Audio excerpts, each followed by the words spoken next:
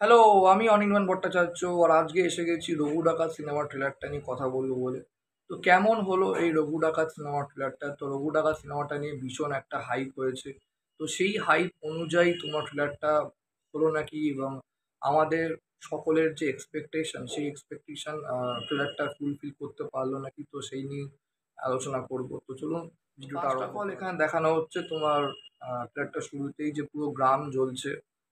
গ্রামে পুরো সমস্ত গ্রামের বাড়িগুলো তোমার আগুন জ্বলছে এবং গ্রামবাসীকে অত্যাচার করা হচ্ছে। অনির্বাণ ভট্টাচার্যের ক্যারেক্টারটা ফার্স্টে ইন্ট্রোডাকশন আছে। তো ক্যারেক্টারটা দেখেই বোঝা যাচ্ছে খুব পাওয়ারফুল একটা মানে নেগেটিভ চরিত্র, যাকে সবাই ভয় পায় গ্রামের মানুষরা। তো তার সাথে আবার ব্রিটিশ শাসকদের অত্যাচার হচ্ছে, কারণ এটা ওই সময়টা দেখানো হচ্ছে যখন কলোনিয়াল শাসন হতো। নীল চাষ হতো।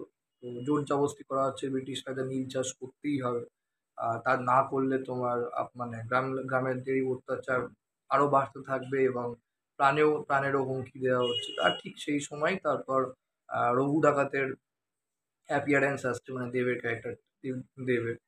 তো দেন বোঝা যাচ্ছে তো এই ব্রিটিশ শাসকদের অত্যাচারের হাত থেকে রঘু ডাকাত গ্রামের মানুষদের কিভাবে রক্ষা করে, এবং শেষ অবধি রঘু ডাকাতের কি পরিণতি হয় মানে এই লড়াইটা করতে গিয়ে।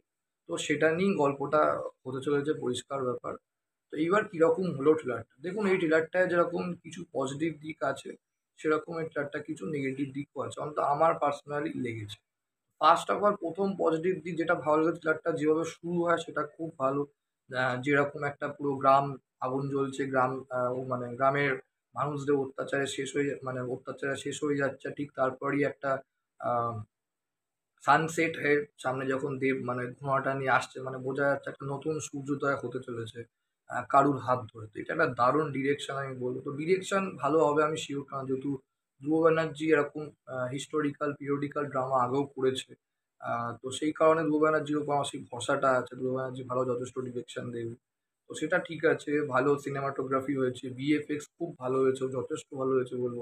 আমাদের বাংলা সিনেমার সেরকম বাজেট নেই। তো সেই অনুযায়ী যা ভিএফএক্স এর কাজ হয়েছে খুব ভালো। দারুণ ভিজুয়াল হয়েছে, দেখতে খুব সুন্দর লাগছে। আম তারপর এবার যেটা বোঝা যাচ্ছে, আর যে গল্প দেব রঘু ডাকাত ইদিকা পালের চরিত্রটার প্রেমে পড়ে। কিন্তু তার আগে আরেকটা তোমার স্টোরি আছে, যেটা হচ্ছে তোমার সোহিনীর যে টিমটা, যে সোহিনী সরকারও ওকে ভালো লাগে। কিন্তু ও বুঝতে পারে যে রঘু ডাকাত ইদিকা পালের ক্যারেক্টারটাকে ভালোবাসে, ওকে না। তো তো তখন একটা হিংসাহিংসি ব্যাপারও একটা অ্যাঙ্গেল আছে, বোঝা যাচ্ছে। তারপর অনির্বাণ ভট্টাচার্য ক্যারেক্টার বলে যে তোমার এই রঘু ডাকাতের মানে রঘুর যে অতিরিক্ত বিশ্বাস মানুষের উপর, এটাই ওকে একদিন কাল হয়ে দাঁড়াবে, এবং সেটা বোঝা যাচ্ছে হচ্ছে, ব্যাক স্ট্যাপ হয়ে গেছে। পেছন দিকেও ওরই বিশ্বস্ত মানুষ হয়তো ওর পেছনে ছুরিটা মারলো, কিন্তু ওর ক্ষমতা দেখাচ্ছে আমার যে গ্রাম মানে বাঘ কি জঙ্গলের রাজাকে কখনো তোমার পেছন দিকেও মারতে পারে না, যদি সে নিজে না চায়। তো ডায়লগ গুলো দেব মানে তো রঘুর আহ, একটা থাবা, যে বাঘের থাবা যাকে বলে সমান। তো ডায়ালগ গুলো পাওয়ারফুল আছে, কিন্তু রঘু ডাকাতের ক্যারেক্টারটা একটা ভীষণই শক্তিশালী ক্যারেক্টার, আমরা সবাই জানি। কিন্তু যেভাবে ট্রিট করছে রঘু ডাকাতের চরিত্রটা, আমার সেটাই নেগেটিভ লেগেছে। ঠিক এক্স্যাক্টলি একটা মাসি ক্যারেক্টার, দেব যেরকম নিজেকে হিরোইক ভাবে মাসি সিনেমায় প্রেজেন্স করে, তো সেইভাবেই অনেকটা দেবকে প্রেজেন্ট করা হয়েছে বলবো। তো সেই কারণে কোথাও আমার মনে হয়েছে ওই জিনিসটা বেশি হয়ে গেলে না, ওভার দ্য টপ লাউড হয়ে গেলে, এবং পুরো মাসিভ হয়ে দেবকে যদি বেশি প্রেজেন্স করা হয়, তাহলে গল্পের যে মেন ব্যাপারটাতে কোথাও আমার মনে হয় একটু সরে যেতে পারে। তো ওভারঅল খারাপ না ট্রেলারটা, আমার বেশ ভালো লেগেছে। ভিজুয়ালটা আমার দারুণ লেগেছে বলবো।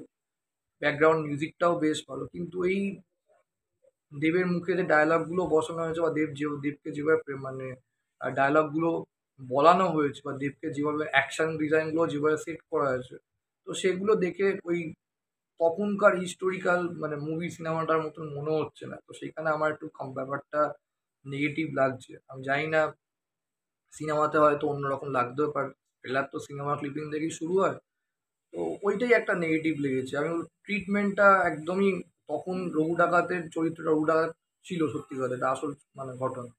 তো তার মতন করে যদি দেবকে একটু প্রেজেন্ট করতে হতো, মেকআপ টেকআপ কস্টিউম খুব ভালো হয়েছে, কিন্তু ওই প্রেজেন্টেশনটা একটু মাসি রেখে, যাতে যথাযথ তার একটা মাস অ্যাপিল আছে দেবের, সেই কারণে। বাট ওভারঅল ট্রেলারটা বেশ ভালো, খারাপ না।